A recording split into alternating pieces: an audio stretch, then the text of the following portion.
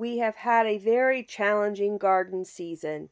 It has been painfully hot and humid, and when the storms come, they are wild.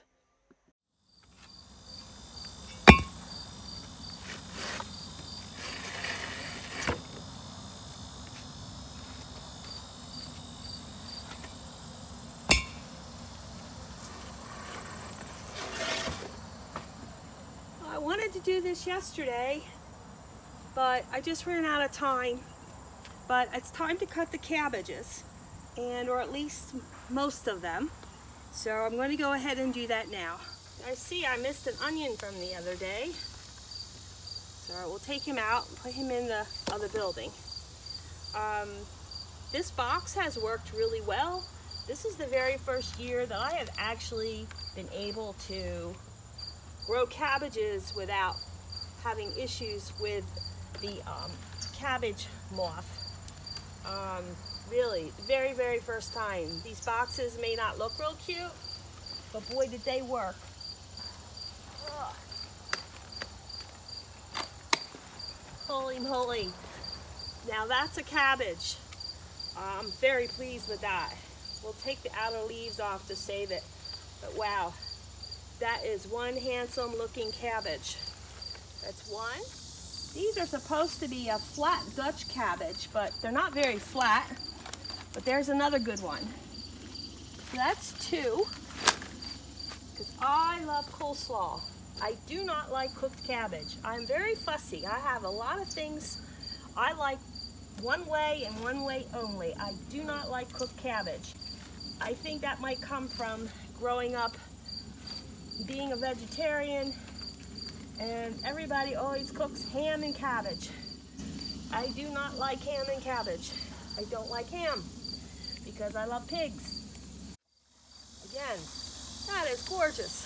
I'm very pleased. I've tried for years to grow cabbage and always get taken out by the stinking moths. So we'll let those guys go. And then we're going to cover this back up because I know those moths are around. I see them. These are actually drum. These are from cars. Keep these from flying off or critters getting in. We're good. So I have 3 beautiful heads of cabbage. I could not be more pleased. That's enough for today. Look at that. Gorgeous. What a beautiful bouquet. Cabbage, cabbage, cabbage. So it sure is getting hot really fast. Clothes start to stick to you. It's just very humid today. So I just thought I'd show you real quick in case you've never cut a full cabbage before with the stalk on it. I know most people probably just buy it in the grocery store as a head. I'm going to show you how to get to that. So literally, I just start pulling off the leaves. You just pull them down and snap them off. They come off super, super easy. And you just want to get back. Now, some of these leaves, you could actually use these. If they're not got any they're not bug ridden. I don't spray, so there's nothing on here except rainwater and water from the hose. So I may actually pull a couple of these out that aren't too tough and do something even with those. I think I'm going to leave that one on because it's pretty tight to the top.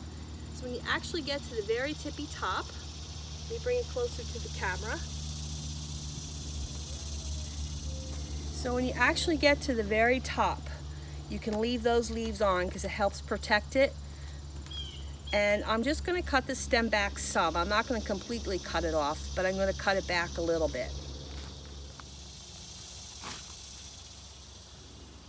No waste.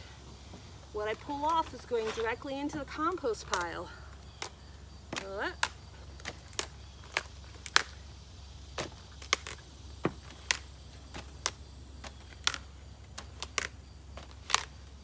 This really is up to your own discretion how much you pull off or keep. I'll let that one stay. It really is up to you. Here we go. So we have 3 beautiful, solid heads of cabbage. That's really, really good. Around here, I know cabbage is about 69 cents a pound. I think it's worth it, but also I know there's absolutely no spray at all. No chemicals have been put on these cabbages. And you know when you buy them in the grocery store and they don't have any bugs, you know they've been spraying.